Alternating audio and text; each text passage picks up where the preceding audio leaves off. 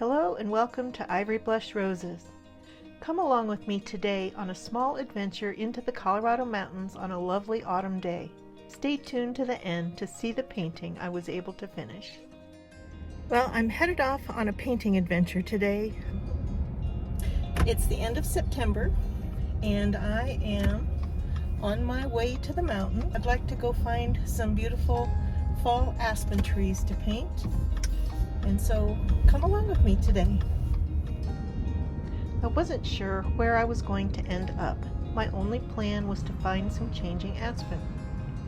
My drive took me up Cold Creek Canyon towards the small town of Rollinsville, and then I decided to try going up the Rollins Pass Road as far as possible. The Toland Schoolhouse is beautiful. It dates to the early 1900s. And while I would love to stop and paint here, the road travels through private land and is heavily posted that there's no stopping or parking allowed. But no worries, it's a lovely drive and there are many large stands of changing aspen trees to see.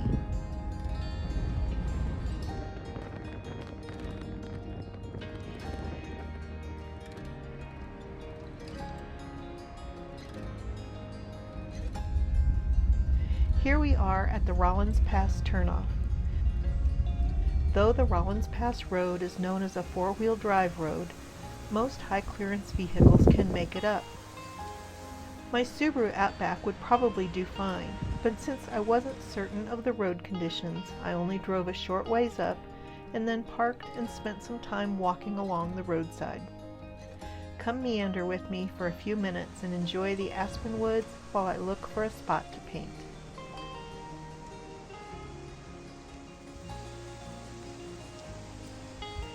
My time in nature is as much about the small details as it is the grand scenes. I like taking in the beauty of everything from the grand mountain vistas to the beautiful trees, the undergrowth, the sounds of life all around me, from birds to the sounds of insects, the sound of raindrops on leaves, and the wind through the quaking aspen. I love seeing the mossy forest floor scattered with changing leaves, evidence of seasons ever changing. It's the small details, like the deep veining on these big leaves. And above, the fallen leaves reveal things that were previously hidden. What a beautiful paper wasp nest high in this aspen tree.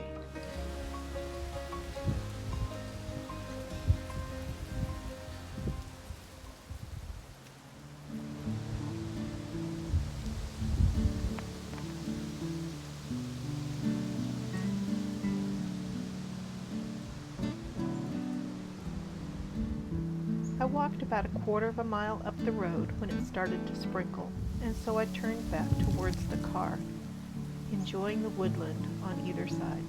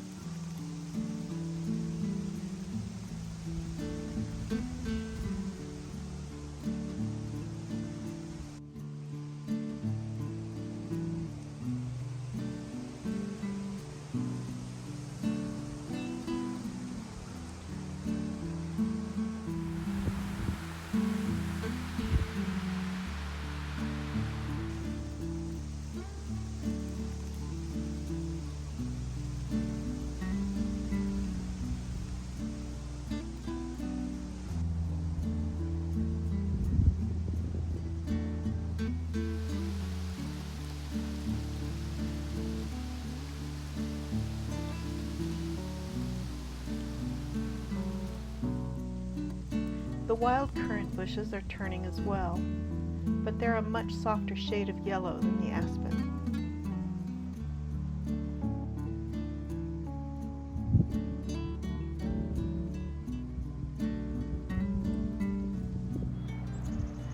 moved the car to a dispersed camping area nearby.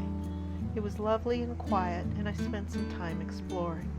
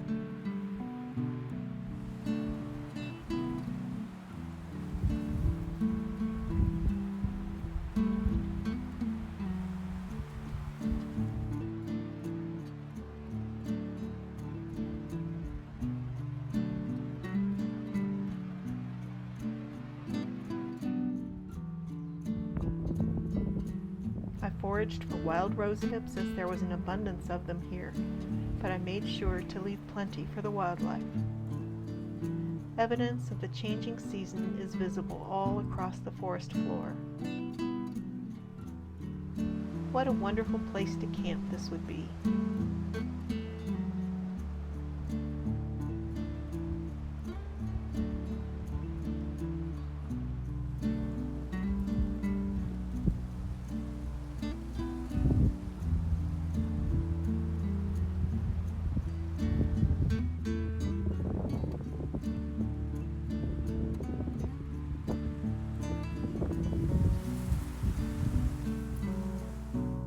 I even found some wild honeybees resting on a rock in the sunshine.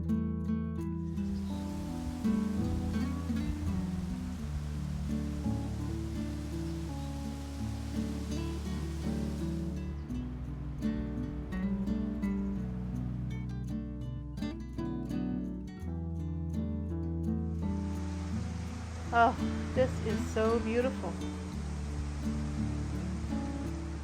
So here's my scene that I'm going to paint today. Beautiful, bright aspen.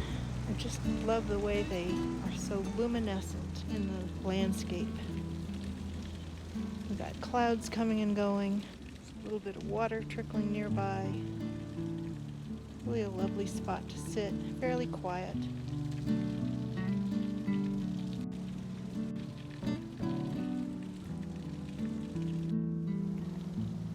So here's my setup. I'm working on an 8x10.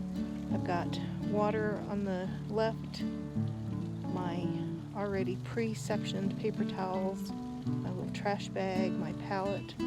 I'll put my paints on shortly. I got a couple snacks in my sketchbook.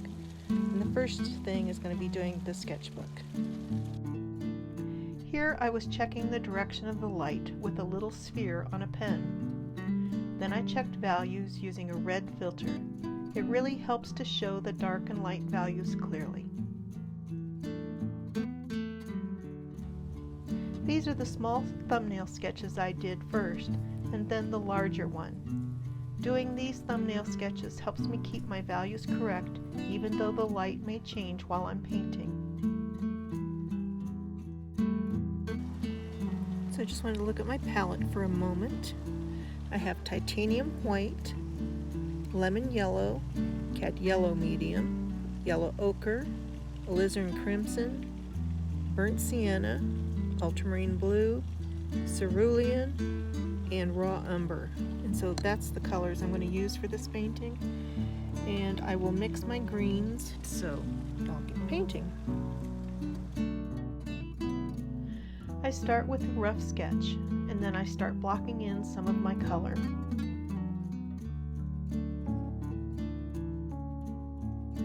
I like laying in the sky early on as it gives me something to base the other values on. While the sun was shining, I wanted to capture the color of the far hillside, so I painted that in next.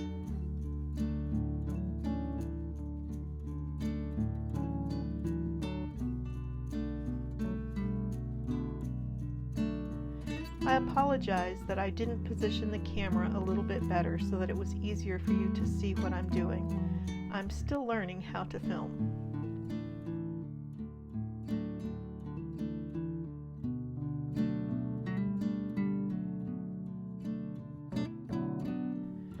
Aspen leaves have a crystalline structure that reflects the light in a particular way, and it's often hard to capture the intensity and glow that they produce in the sunlight. It's always a challenge for me, and something I wanted to work on today. I didn't want to get too fussy, so I laid in large blocks of color to begin with.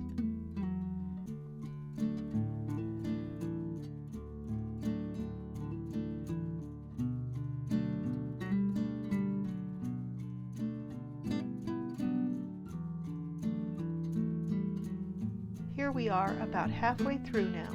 It's time to start pushing the darks and lights in the painting, as well as adding details.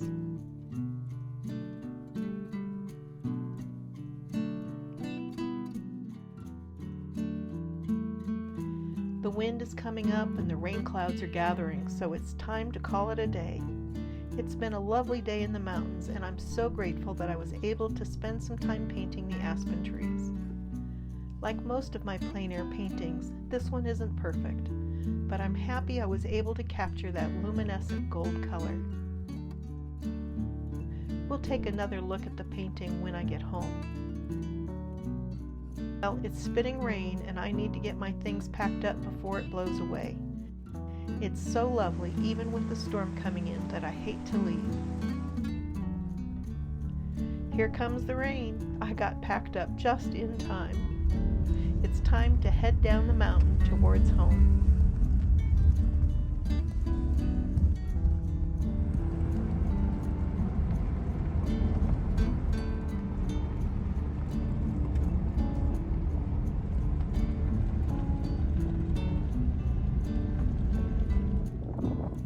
I've stopped at the end of the valley to look back to where I was painting. It looks like it's raining pretty good, so I'm glad I left when I did. Well, it's the day after, and I'm now at home, and I'm having a chance to finally sit down and look at the painting I did yesterday.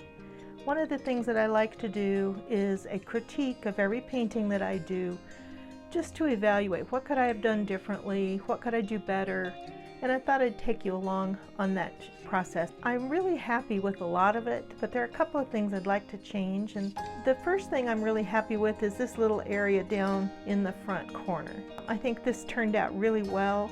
I'm also pretty happy with this back mountain here. I think it also came out pretty well.